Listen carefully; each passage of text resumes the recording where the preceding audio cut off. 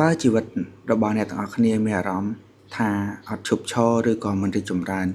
វាមិនមែនព្រោះតែអ្នកអត់មានសំណាងនោះទេវាកើតឡើងព្រោះតែអ្នកកំពុងទទួលយកកម្រិតមួយនៃជីវិតអ្នកដែលមិនសមនឹងអនាគតរបស់អ្នកទៀតទេ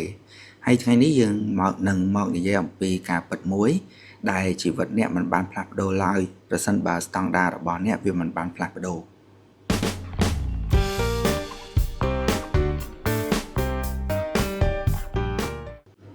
សូមស្វាគមន៍អ្នកទាំងអស់គ្នាមកកាន់ Channel Grow Yourself with Me ឬក៏អភិវឌ្ឍខ្លួនឲ្យរឹងមាំជាមួយខ្ញុំសម្រាប់ថ្ងៃនេះគឺជាថ្ងៃទី2នៅក្នុងឆ្នាំថ្មី2026ហើយខ្ញុំក៏សង្ឃឹមថាអ្នកទាំងអស់គ្នាបាន enjoy life ដែលមានការជួបជុំនិងរីករាយជាមួយនឹងគ្រួសារឬក៏មិត្តភ័ក្តិបន្ទាប់ពីយើងបានឆ្លងឆ្នាំថ្មី2025និង2000ចាប់ផ្ដើមចូល2026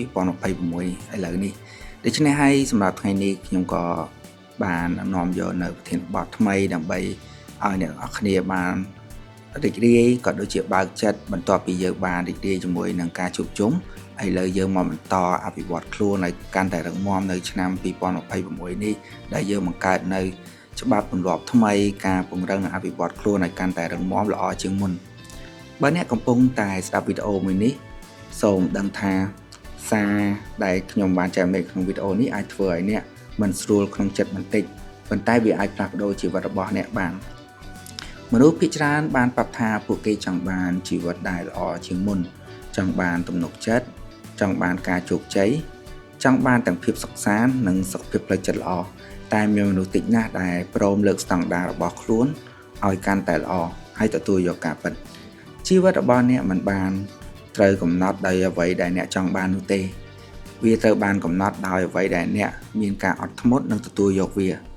បើអ្នកអត់ធ្មត់ជាមួយនឹងភាពខ្ជិលការពន្យាពេលការមិនគោរពខ្លួនឯង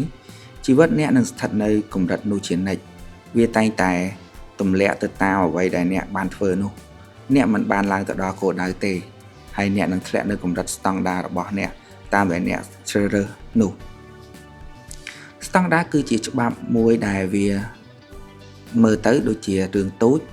ដែលអ្នករស់នៅតាមវា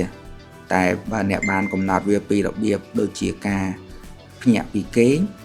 ពីរបៀបអ្នកធ្វើការនិងរបៀបដែលអ្នកអនុញ្ញាតឲ្យអ្នកដទៃធ្វើអ្វីឬក៏ផ្ដល់ឥទ្ធិពលមួយចំពោះអ្នកនោះ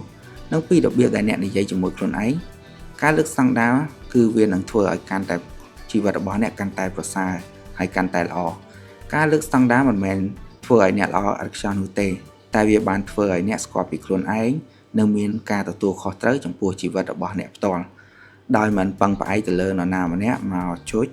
មានន័យថាមកវិតម្លៃឬក៏បញ្ជាអ្នកនោះទេវាមានន័យថាខ្ញុំមិនរស់នៅបែបនេះទៀតទេ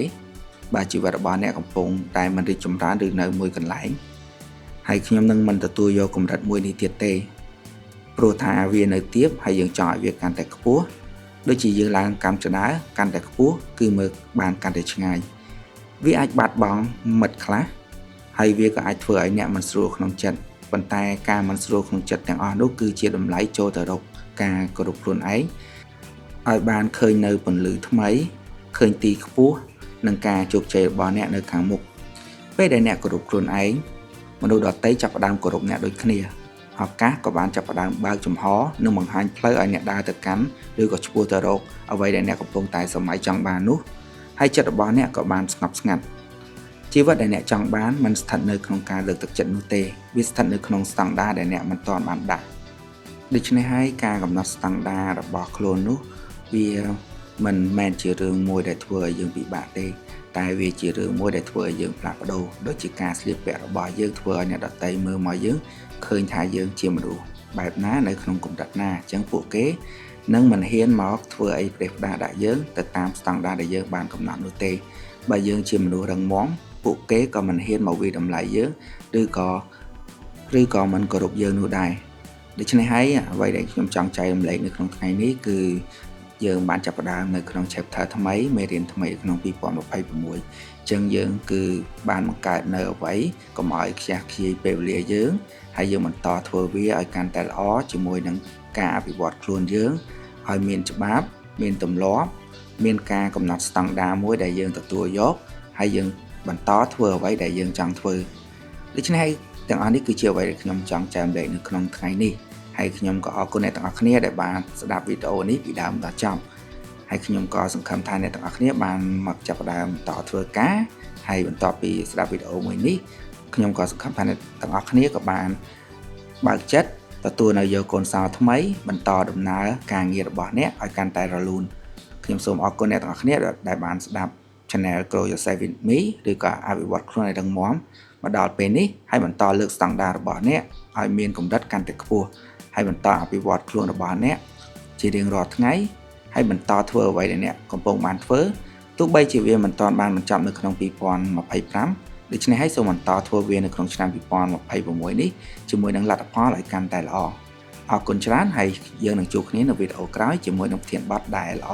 ហើយនឹងលើកទឹកចិត្តអ្នកទាំងអស់គ្នាឲ្យបន្តធ្វើអ្វីដែលរឹងមាំដោយខ្លួនឯង